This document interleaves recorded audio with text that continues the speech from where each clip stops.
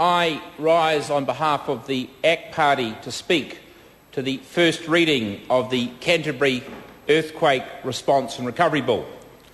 I'd like to first thank the Minister responsible for the Canterbury Earthquake Recovery, the Honourable Jerry Brownlee, for the work he has done to rapidly identify and respond to the issues facing Canterburyans as a result of this horrific disaster. I also acknowledge the work of the Honourable John Carter, the Minister for Civil Defence, that he and his team have done, and other ministers of the government. I also acknowledge the work that all Canterbury MPs have done in representing their constituents and trying to bring some order to the situation in Christchurch. On behalf of the ACT caucus, I'd like to start by saying that our hearts go out to those who have been affected by this earthquake, several 100,000 residents of Canterbury. Although incredibly grateful that no lives were directly lost as a result of the earthquake, we are sorely aware that this has been a very trying time for the people and the communities of Christchurch and Canterbury, and we in the ACT Party wish them every support on the road to recovery that lies ahead. I'd like to acknowledge and commend at this time the tremendous work and the way that the central and local government staff have responded to this emergency.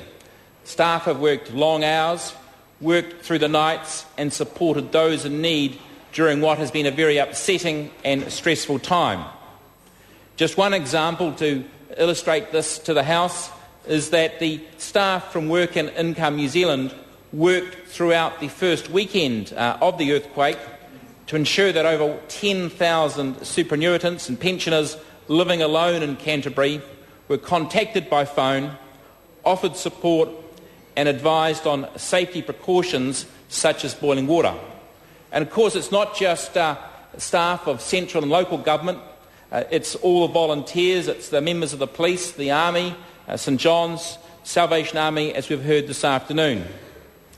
The ACT Party fully supports the government's proposed measures to assist the people of Canterbury with their recovery and completely agrees with the important need to address the statutory requirements that may divert resources from the recovery. And I note that the Honourable Jerry Brownlee made the comment this afternoon that to go back and retrospectively seek approval to demolish buildings that have, of course, already been demolished, Mr Speaker. The ACT Party supports this bill. However, we do have serious concerns with the trend that this government appears to be setting towards transferring decision-making powers from Parliament to individual ministers via the Order in Council process.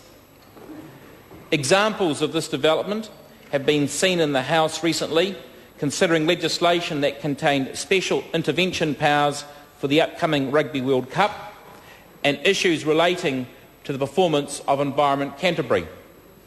In each case, as well as with the bill we are discussing today, there have been specific and very important reasons for the application of special powers that override normal parliamentary processes. However, ACT has serious concerns about the impact this will have on New Zealand's constitutional principles. Our constitutional system depends on a clear separation of powers between the executive, the legislature and the judiciary.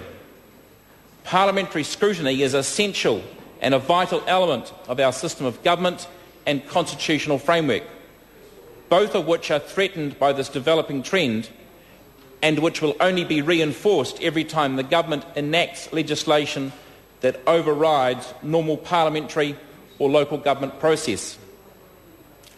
The enacting of such legislation must not become the norm. The New Zealand regulatory system should have sufficient flexibility and universality to handle exceptional events like the Canterbury earthquake and the Rugby World Cup.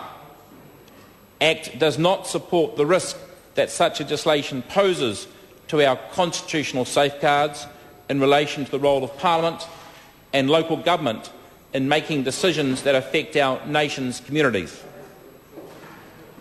We do, however, support the Canterbury Earthquake Response and Recovery Bill. which will ensure that the earthquake recovery effort is not compromised. The bill will go a long way to help the communities of Canterbury recover and will provide much-needed assistance in their time of need. It will provide welcome relief for Canterburyans and enhance the considerable and effective support that has already been provided by government and local government agencies since last Saturday week, September the 4th. The needs of the people and communities affected by the earthquake are paramount, and the government is ensuring that those needs are met. Mr. Speaker, I commend this bill to the House. I call